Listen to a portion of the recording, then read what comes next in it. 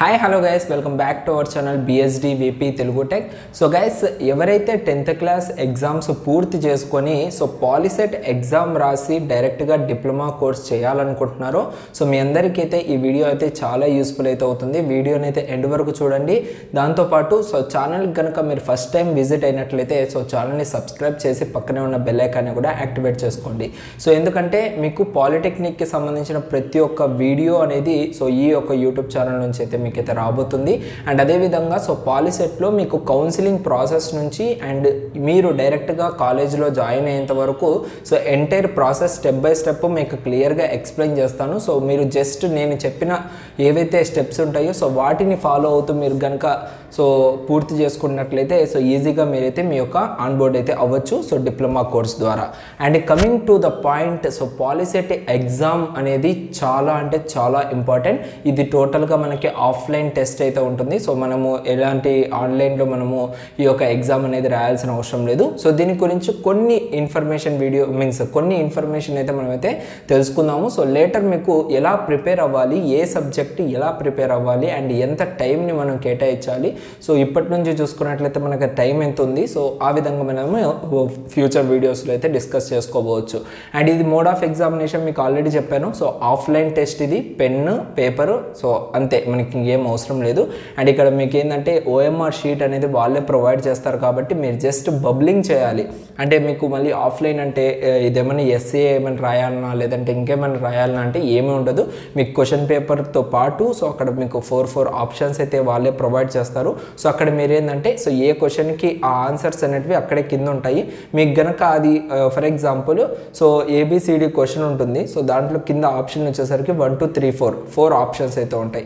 ఈ 4 ఆప్షన్స్లో మీకు ఏబిసిడిలో ఏదైతే ఆన్సర్ మీకు అనిపిస్తుందో, ఫర్ ఎగ్జాంపుల్ 3 ఆప్షన్ అనేది మీకు కరెక్ట్ అనిపిస్తుంది. ఈ పక్క ఓఎంఆర్ షీట్లో మీకు ఎలా అంటే ఆ 3 అనే బబ్లింగ్ ఏదైతే 1 2 3 4 అనేసి ఉంటుంది, అక్కడ మీరు 3 దానిపైన అయితే బబ్లింగ్ అయితే పూర్తిగా రౌండ్ అప్ అనేది చేయాల్సింది ఉంటుంది. అది ఎలా ఉంటుంది అనేసి మీకైతే కమింగ్ వీడియోస్లో ఓఎంఆర్ షీట్ గురించే ఎక్స్ప్లెయిన్ చేస్తాను క్లియర్గా. అప్పుడు మీకైతే అర్థమవుతుంది అనమాట. ఈ విధంగా మీరు టోటల్గా ఎన్నైతే క్వశ్చన్స్ ఉన్నాయో అన్ని క్వశ్చన్స్కి మీరైతే ఆన్సర్ చేయాలి. అండ్ ఈ యొక్క ఎగ్జామ్ వచ్చేసరికి డ్యూరేషన్ 2 అవర్స్ అయితే ఉంటుంది. అంటే 120 minutes అయితే ఉంటుంది. అండ్ 120 క్వశ్చన్స్ అయితే మీరైతే అటెంప్ట్ చేయాల్సిన అవసరం అయితే ఉంటుంది.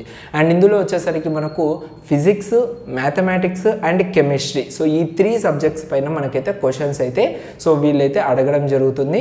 ఈ 3 అనేది మనకు ఎక్కడి నుంచి గ్యాదర్ చేసుకోవాలంటే మీరు ఏదైతే 10th క్లాస్ కంప్లీట్ చేశారో ఆ 10th క్లాస్ బేస్ మీదనే మీకు క్వశ్చన్స్ అనేవి కంప్లీట్గా ఇక్కడైతే రావడం జరుగుతుంది. ఫర్ ఎగ్జాంపుల్ పాలిసెట్ ఎగ్జామ్లో మీకు ఫిజిక్స్, కెమిస్ట్రీ అండ్ మ్యాథమెటిక్స్ అనేది మేజర్ రోల్గా అయితే, అంటే ఈ 3 తప్ప మనకి వేరే సబ్జెక్ట్స్ అయితే ఉండవు. మీరు 10th క్లాస్లో ఫిజిక్స్ ఏదైతే సబ్జెక్ట్ చదివారో దాంట్లోంచి మీకు క్వశ్చన్స్ అనేటివి పాలిసెట్లో అయితే రావడం జరుగుతుంది. ఇంతటితో మీకు క్లియర్.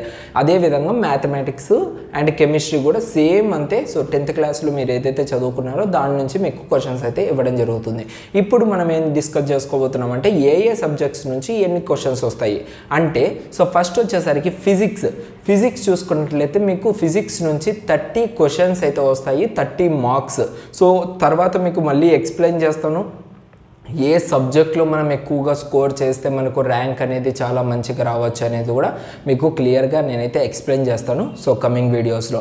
అండ్ సెకండ్ వచ్చేసరికి మ్యాథమెటిక్స్లో 60 క్వశ్చన్స్ అయితే ఉంటాయి.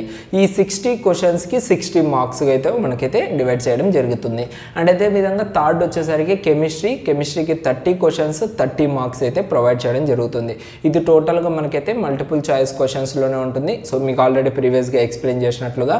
అండ్ ఇక్కడ టోటల్ మార్క్స్ కూడా మీకు ఆల్రెడీ చెప్పాను, 120 మార్క్స్, 120 క్వశ్చన్స్, 120 minutes. ఈ విధంగా మనకైతే ఈ యొక్క ఎగ్జామ్ అనేది కండక్ట్ అయితే చేయడం జరుగుతుంది. అండ్ ఫైనల్గా వచ్చేసరికి ఇక్కడ మీకు చెప్పాను కదా 120 మార్క్స్కి 120 క్వశ్చన్స్ అయితే ఉంటాయి అనేసి. ఇక్కడ మీకు నెగిటివ్ మార్క్స్ అనేటివి ఒక్కటి కూడా ఉండవు. ఫర్ ఎగ్జాంపుల్ మీరు 120కి 120 అటెంప్ట్ చేసినా కూడా ఈ 120లో 50 కరెక్ట్ అయ్యి రిమైనింగ్ అన్నీ కూడా లైక్ 50 + 20 120లో 50 కరెక్ట్ అయ్యి రిమైనింగ్ 70 అనేది ఇన్కరెక్ట్ అయినా కూడా పర్లేదు. మీకు 70లో నుంచి నెగిటివ్ మార్క్స్ అనేటివి ఉండవు, ఎటువంటి నెగిటివ్ మార్కింగ్ ఉండదు. కాబట్టి మీరేంటంటే మీ యొక్క ఎగ్జామ్ షీట్లో ప్రతి ఒక్క క్వశ్చన్కి ఆన్సర్ అనేది అటెంప్ట్ చేయాల్సిందే.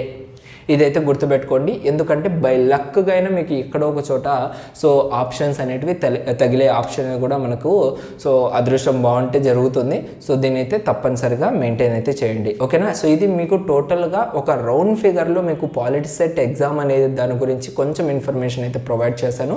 సో కమింగ్ వీడియోస్లో మీకు ఏంటంటే చాలా ఇన్ఫర్మేషన్ ఇస్తాను. ఎగ్జామ్కి మనం ఏమేమి తీసుకెళ్ళాలి, ఎలా ఉంటుంది, సెక్యూరిటీ చెక్ ఎలా, అండ్ ఆ తర్వాత మనం రిజల్ట్స్ అనేవి ఎలా ఎక్స్పెక్ట్ చేయొచ్చు, అండ్ పాలిసెట్ కౌన్సిలింగ్కి ఎలా అప్లై చేయాలి, దాని